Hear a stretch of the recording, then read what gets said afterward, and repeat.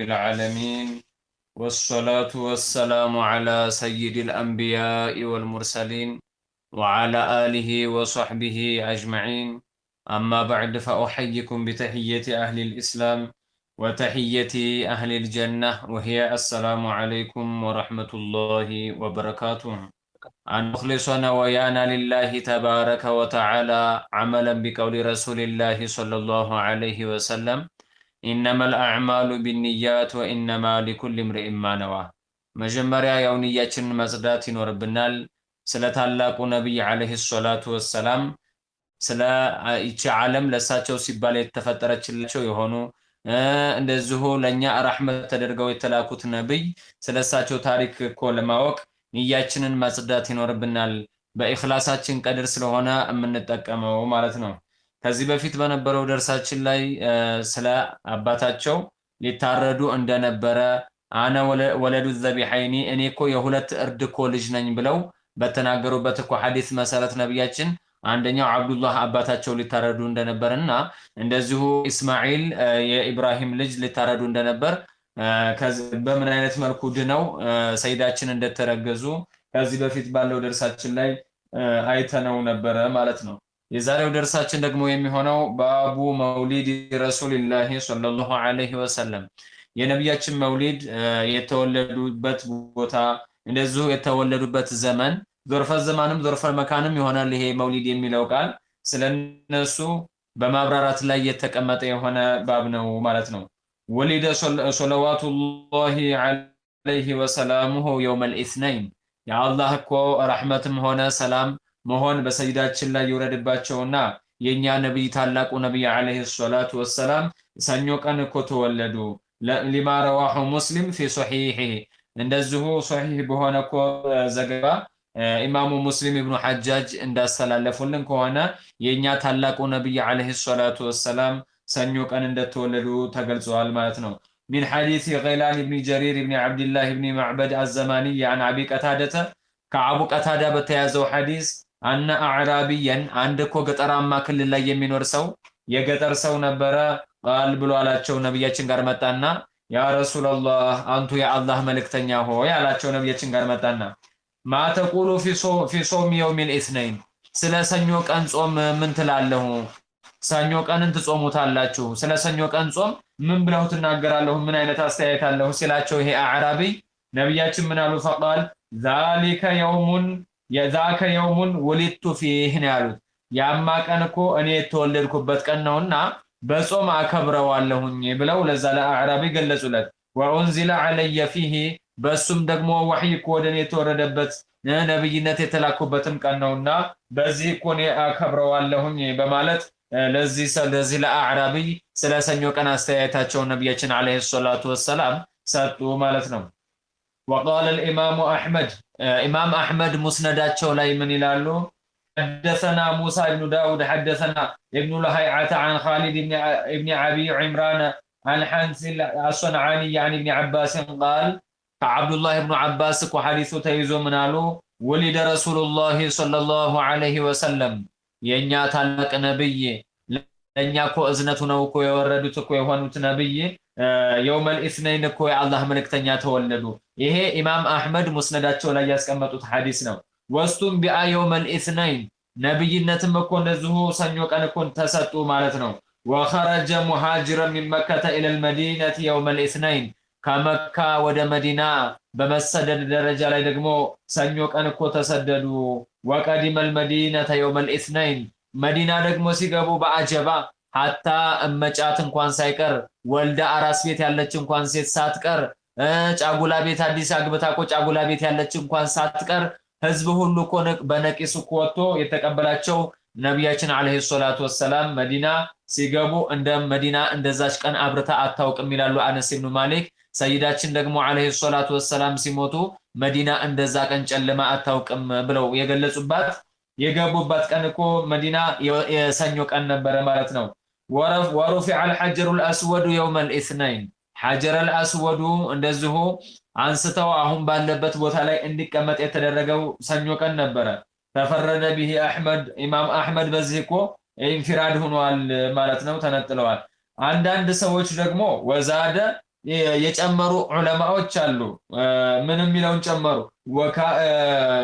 ነዘለት ሱረቱል ማኢዳ የውመል ኢስነይን ሱረቱል ማኢዳም እንደዚሁ ቁርአኑ የወረደው አልየውመ አክመልቱ ለኩም ዲነኩም ዛሬ ቀን እኮ ለእናንተ ሞላሁላችሁ የዲናችሁን እኮ መታወቂያ መንገዶችን እኮ ለእናንተ ሞላሁላችሁ የሚለው ቁርአንም እንደዚሁ የሰኞ ቀን እኮ እንደተወረደ ይናገራሉ ማለት ነው።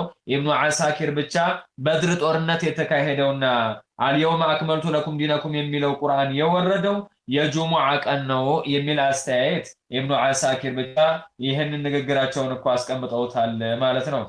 እንግዲህ አብዱላህ ኢብኑ አባስ ባስተላለፉት ሐዲስ ላይ ነቢያችን አለይሂ ሰላቱ ወሰላም የተወለዱትን ሰኞ ቀን ነበረ።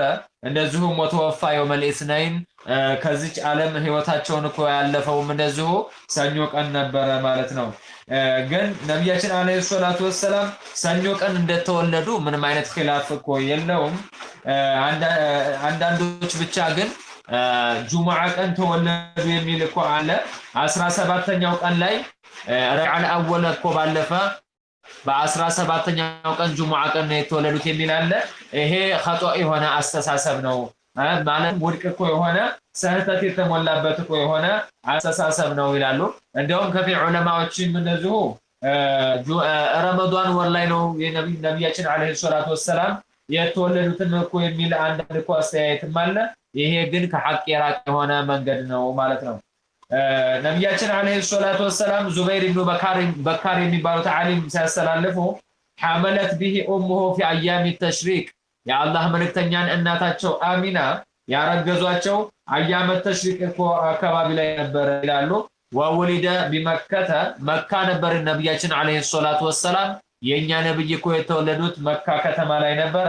ቢዳሪ አልማዕሩፋ ለሙሐመድ ኢብኑ ዩሱፍ አኺል ሐጃጅ ኢብኑ ዩሱፍ የሐጃጅ ኢብኑ ዩሱፍ ወንድም ሙሐመድ ኢብኑ ዩሱፍ የሚባለው እሱ ቤት ላይ ነበረ የተወለዱት ማለት ነው።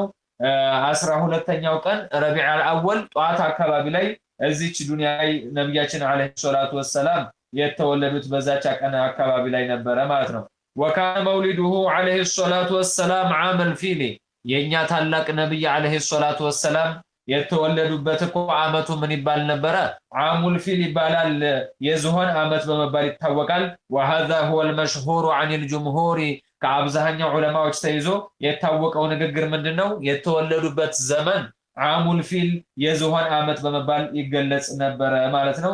ይሄ ሸክ የሌለው ጉዳይ ነው። وهو الذي لا يشك فيه احد من علمائنا ከዑለማዎቻችን አንድ እንኳን ዑለማ የማይጠራጠርበት ጉዳይ ነው። أنه عليه الصلاة والسلام ولد عام الفيل የኛ ነብይ እኮ በዝሆኑ አመት ላይ እንደተላኩ ምንም እኮ ጥርጥር እኮ የሌለበት እኮ የሆነ ጉዳይ ነው ማለት ነው። ነብያችን አለይሂ ሰላቱ ወሰላም ዓመል ፊል ላይ የዝሆን አመት በመባል እኮ የሚባለው አመት ላይ እንደተወለዱ ኢማሙ ጦበራኒ ፊል ከቢር ላይ ጠቅሰው አስቀምጠውታል ማለት ነው። ይሄ ዓመል ፊል የዝሆን አመት የሚባለው እንደዚሁ አብርሃሙል አሽረም የሚባል ነበረ። ከዚህ እኮ ዝሆንን ይዞ ከዓባን ለማፍረስ እኮ የሄደበት አመት እዛች አመት ላይ የኛ ነብይ አለይሂ ሰላቱ ወሰላም በዛች አመት ላይ ወደዚች ዱንያ ላይ የተወለዱባት ቀን ነበረች ማለት ነው። ሲፈቱ መውሊዲሂ ሸሪፍ አለይሂ ሰላቱ ወሰላም የኛ ታላቅ ነብይ አሁን ፊት ለፊታቸው እኮ ሁሉም እኮ እንደዚሁ ጉጉት የሚጠብቀው ረቢዕ ላይ የተወለዱት እኮ የኛ ነብይ ይች ዓለም እኮ ሲወለዱ ያበራችበት እኮ የሆነት እኮ ነብይ ያወላለዳቸው ሲፈቱ እንዴት ነበረ? ባህሪው በምን አይነት መልኩ ነበር የተወለዱት ሲባል ቀር ተቀደመ عن عبد المطلب لما ذبح تلك الابل لمع ولده عبد الله ማለትም 10 ወንድ ልጆች የሞሉልኝ ከሆነ አንዱን ልጄን እኮ አርዳለሁኝ ብለው ቃል ገብተው ነበር፣ ነዝር ገብተው ነበር አብዱል ሙጦሊብ። የዚህ ጊዜ 10 የሞሉ ጊዜ 10ንም ልጆቻቸውን አማከሯቸው። እኔ እኮ ለአላህ እኮ እንደዚህ አይነት ቃል ኪዳን ነበረብኝ እና አሁን 10 ልጆችን ሞልቻለሁኝ እና ቃል ኪዳኔን መሙላት አለብኝ ብለው ሲያማክሯቸው መርሐባ ብለው ነው ያሉት ለነብያችን የአብዱል ሙጦሊብ ልጆቹ ሁሉ። በምንድነው መታወቅ ያለበት ሲባል አንድ እኮ አዋቂ ሰው ነበረ መዲና ውስጥ የሚኖር፣ እሱ ጋር ሄደን እስኪ ምን የሚለን እንስማ ተባለ። ከዛ በኋላ አብዱላህን ግመሎቹና 10 ግመልና አብዱላህ እጣ ሲወጣ ሁበል እዛ ሁበል የሚባለው እኮ ቦታ ላይ ሄደው እጣ ሲወጣ አብዱላህ ላይ ወጣ። ሄደው ሲያማክሩት እኮ ይሄን አዋቂ የሚባለውን ሰው አብዱላህን እኮ በአንድ እኮ እጣ ላይ 10 ግመሎችን በአንድ እጣ አድርግና ወደ ሁበል ጣልና የሚወጣውን ግመሉ ላይ ከወጣ አብዱላህ ላይ ከወጣ ግመል ጨምርና በ20 ግመል ሞክር አለው። አሁንም እኮ አብዱላህ ላይ ከወጣ አብዱላህ ይቅር፣ አብዱላህ ላይ ከወጣ በ30 ግመል ሞክረው። ሂደው ከዓባ እንደተባሉት አብዱል ሙጠሊብ 10 ግመልና አብዱላህ የሚል ወረቀት ጽፈው ጣሉ። ማን ላይ ይወጣል? አብዱላህ ላይ ይወጣል። በ20 ግመል ደግሞ ይሞከር ተባለ። በ20 ግመልና በአብዱላህ አሁንም የአብዱላህ ስም ይወጣል። መጨረሻ 100 ድረስ ሄደ። የ100 ግመልና አብዱላህ ብሎ ሲጣል ምን ያኮ እጣው የማን ወጣ? ግመሎቹ ወጡ ማለት ነው። 100 ግመሎችን አርደው አብዱል ሙጠሊብ ልጃቸው አብዱላህ እኮ ተረፈ። ከዛ በኋላ ናቸው የኛ ነብይ አለይሂ ሰላቱ ወሰላም ከዛ በኋላ እንዲወለዱ የተደረገው ማለት ነው።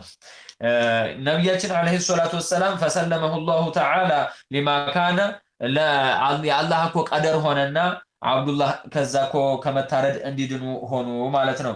ከዛ በኋላ فذهب كما تقدم فزوجه أشرف عقيلة في قريش آمنة بنت وهب ابن عبد مناف በቁረይሾች መካከል አይምሮዋ በጣም ፈጣን እኮ የሆነች የተከበረችውን ሴት አሚና ቢንት ወህብን የነብያችን አባስ አብዱላህ አገቡና ከሷ አረገዙ ማለት ነው። እናታችን አሚና ሰይዳችን አረገዟቸው።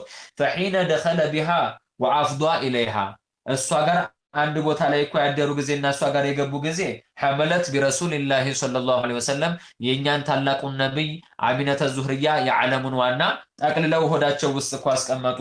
ወቀድ ካነት ኡሙ ቂናል ረቂቃ ቢንቲ ነውፈል የሚባሉ ነበር። የወረቃ ኢብኑ ነውፈል እህት ረቂቃ የምትባል ሴት ነበረች፣ ኡሙ ቂናል የምትባል። እሷ አብዱላህን በጣም ትፈልጋቸው ነበር ለማግባት። ለምን?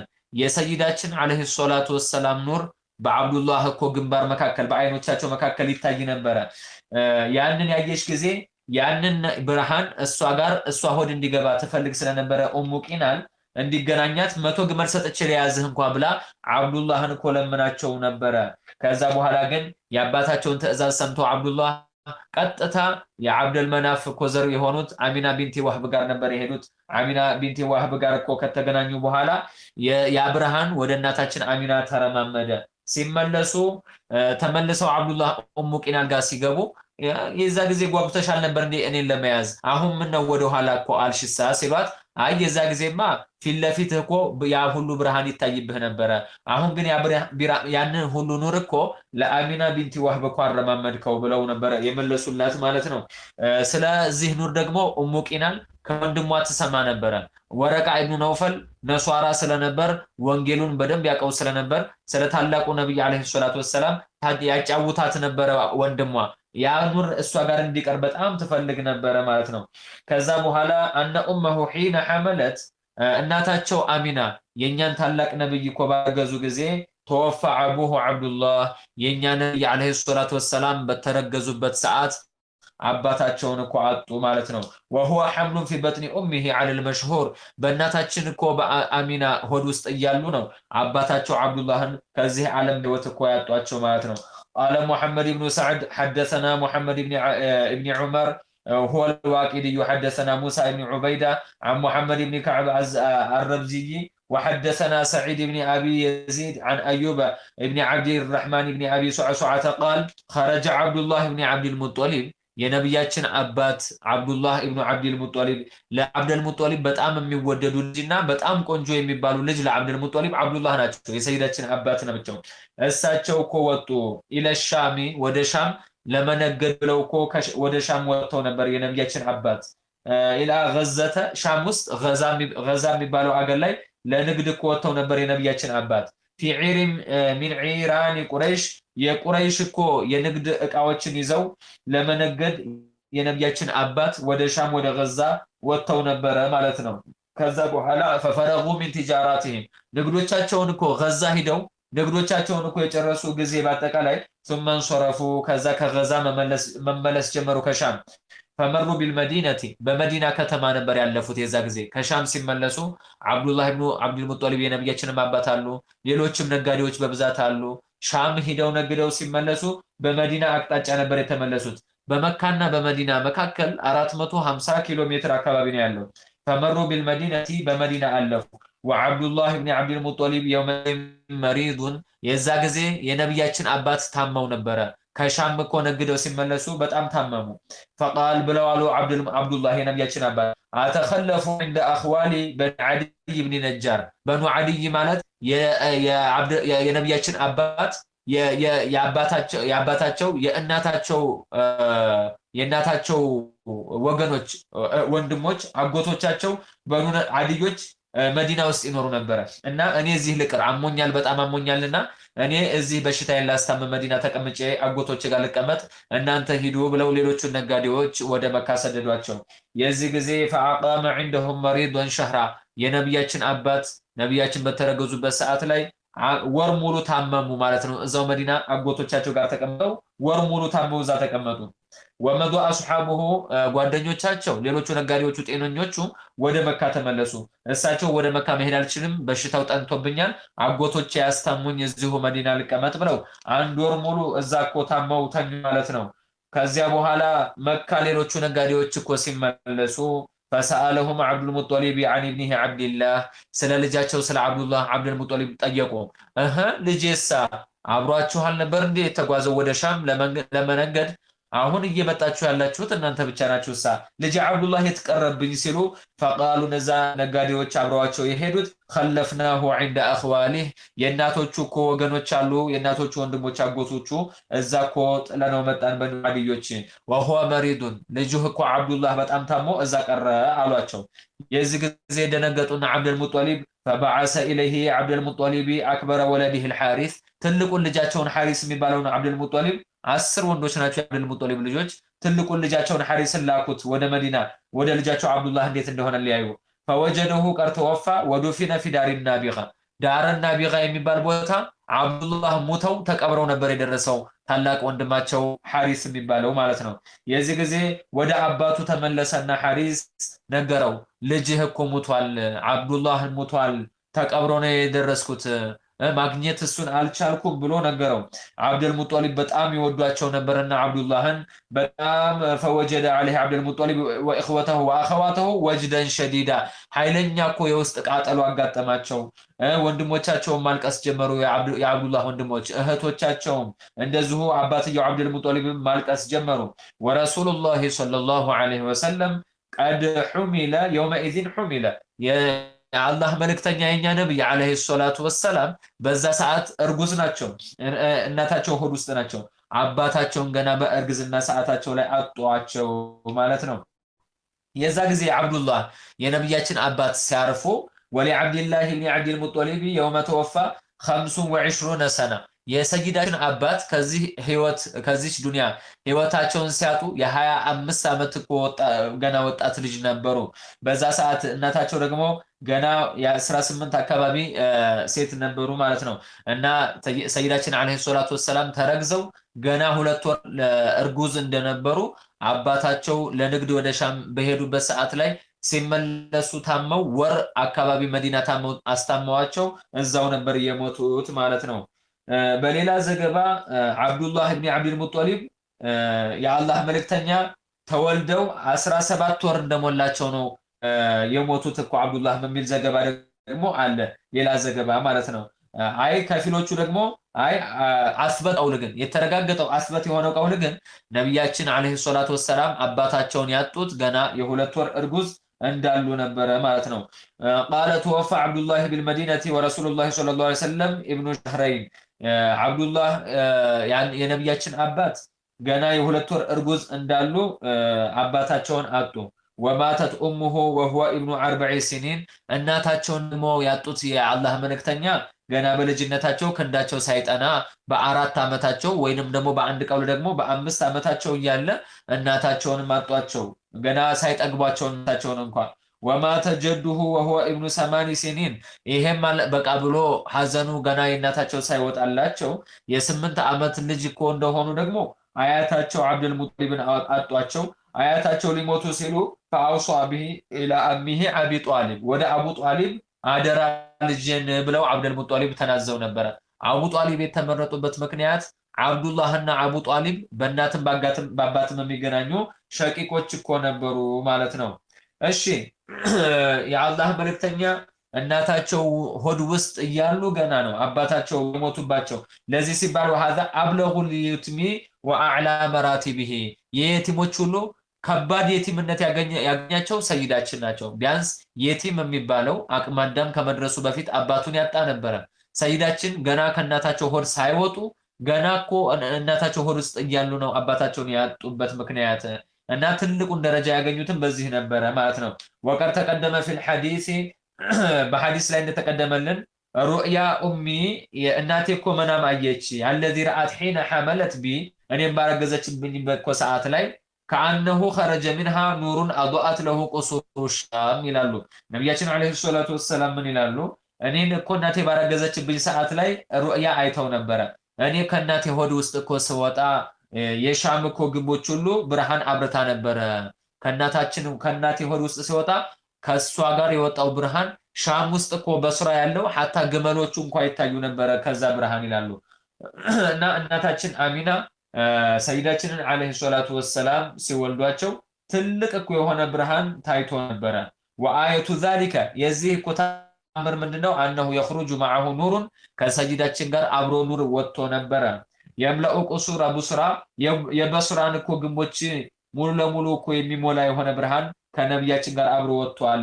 ሚን አርዲ ሻም ውስጥ አገር ላይ ሻም አገር ላይ እኮ ያለውን አገር ላይ ሻም ውስጥ ያለን አገር በስራም ሙሉ ለሙሉ ያበራ ብርሃን ከእናታችን እኮ ወጥቶ ነበረ ከእናታችን አሚና። ፈኢዛ ወቀአ ፈሰሚሂ ሙሐመዳ የወለድሽው ጊዜ ሙሐመድ ብለሽ ስሙን አውጪለት ብሎ መላኢካ ነግሯት ነበረ። ምክንያቱም ፈኢነ ስመሁ ስሙ እኮ ምክንያቱም ይሄ የምትወልጂው ልጅ ተውራት አሕመዱ ተውራት ውስጥ ላይ አሕመድ እኮ ይባላል ስሙ። የሕመዱሁ አህሉ ሰማኢ ወአህሉ ልአርዲ የሰማይ ሰዎችም ነዋሪዎችም የመሬት ነዋሪዎችም የሚያመሰግኑት ልጅ ነውና የምትወልጂው ስትወልጂው እኮ አሕመድ ሙሐመድ ብለሽ ስሙን አውጪው። በተውራት ውስጥ ግን ስሙ አሕመድ ነበረ። ወስሙሁ ፊል ኢንጂል በኢንጂል ውስጥ እኮ አላህ መልእክተኛ እኮ ስማቸው ምንድን ነበር? አሕመድ የሚል ስም ነበራቸው በኢንጂል በወንጌል ውስጥ። የሕመዱሁ አህሉ ሰማኢ ወአህሉ ልአርዲ አሕመድ የተባሉበት ምክንያት ደግሞ የሰማይ ነዋሪዎች የመሬት ነዋሪዎች ሁሉ የሚያመሰግኑት ልጅ ስለነበረ። ወስሙሁ ፊል ቁርአን ሙሐመድ በቁርአን ውስጥ ደግሞ ስሙ ማነው? ሙሐመድ የሚባል ስም። ይሄንን የመሰለ ታላቅ ነብይ ነው ያረገሽው። ስትወልጂው ሙሐመድ ብለሽ እኮ ስሙን አውጪለት ብለው መላኢካ ነበር የነገራት። አልሐምዱሊላሂ ረቢል ዓለሚን ወሰላቱ ወሰላሙ ዐላ ረሱሊላሂ ሰለላሁ ዐለይሂ ወሰለም። اللهم صل على سيدنا محمد في الأولين وصل على سيدنا محمد في الآخرين وصل على سيدنا محمد في النبيين وصل على سيدنا محمد في المرسلين وصل على سيدنا محمد في الملأ الأعلى إلى يوم الدين. اللهم اغفر لنا ولوالدينا ولمن ولد والدينا ولمشايخنا ولمشايخ مشايخنا ولمن وصانا بالدعاء ولمن له حقوق علينا. اللهم إنا نسألك عيش السعداء وموت الشهداء ومرافقة الأنبياء والنصر على الأعداء. اللهم إنا نسألك عيشة هنية وميتة سوية ومردا غير مخز ولا فاضح.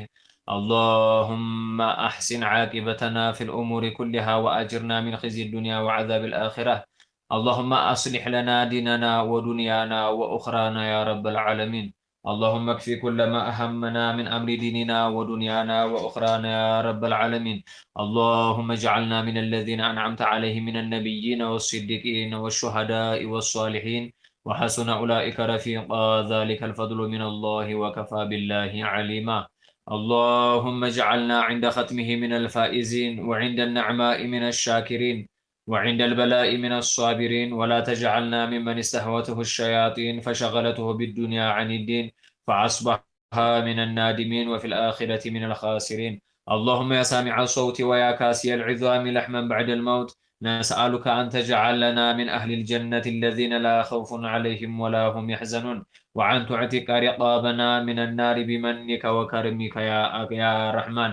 اللهم يا مقلب القلوب ثبت قلوبنا على دينك ويا مصرف القلوب صرف قلوبنا على طاعتك. اللهم يا محول الحال والأحوال حول حالنا وحال المسلمين إلى أحسن حال ربي يسر كل عسير فإن تيسير كل عسير عليك يسير. اللهم اغفر لجميع موتى المسلمين الذين شهدوا لك بالوحدانية ولنبيك بالرسالة وماتوا على ذلك. اللهم وجازهم بالحسنات إحسانا وبالسيئات عفوا وغفرانا حتى يكونوا في البطون الألحاد مطمئنين وعند قيام الأشهاد آمنين. اللهم يمن كتابنا وبيض وجوهنا وثبت أقدامنا ويسر حسابنا وارزقنا جوار نبيك صلى الله عليه وسلم مع النبيين والصديقين والشهداء والصالحين وحسن أولئك رفيقا. ذلك الفضل من الله وكفى بالله عليما. اللهم وفق علماءنا وقضاتنا ودعاتنا وجميع المسلمين إلى ما تحب وترضى يا ذا الجلال والإكرام. اللهم ارفع عن أمة محمد صلى الله عليه وسلم في كل مكان المحن والبلايا والفتن والرزايا. اللهم اسقنا الغيث ولا تجعلنا من القانتين. اللهم أغثنا غيثا مغيثا هنيئا مريئا مريعا سحا عمن غدك أن طبقا مجللا دائما إلى يوم الدين. اللهم ارزقنا اللهم أغثنا ولا تجعلنا من القانتين. اللهم لا تدع لنا ذنبا إلا غفرته ولا هما إلا فرجته ولا دينا إلا قضيته ولا مريضا إلا شفيته ولا أسيرا إلا فككته ولا دعاء إلا استجبته ولا حاجة من حوائج الدنيا والآخرة إلا قضيتها ويسرتها لك رضا ولنا الصلاة يا أرحم الراحمين. اللهم أحسن عاقبتنا في الأمور كلها وأجرنا من خزي الدنيا وعذاب الآخرة. اللهم أحسن ختامنا وتوفنا على كلمة لا إله إلا الله محمد رسول الله وافتح لنا باركة من بوارك غوامد روامع علمك المخزون. اللهم أحسن ختامنا كما أحسنت ختام عبادك الصالحين. اللهم قنا عذابك يوم تبعث عبادك. اللهم قنا عذابك يوم تبعث عبادك. اللهم قنا عذابك يوم تبعث عبادك. ربنا آتنا في الدنيا حسنة وفي الآخرة حسنة وقنا عذاب النار. إلهي برحمتك يا أرحم الراحمين. والحمد لله رب العالمين. اللهم صل وسلم على سيدنا محمد وعلى آله محمد.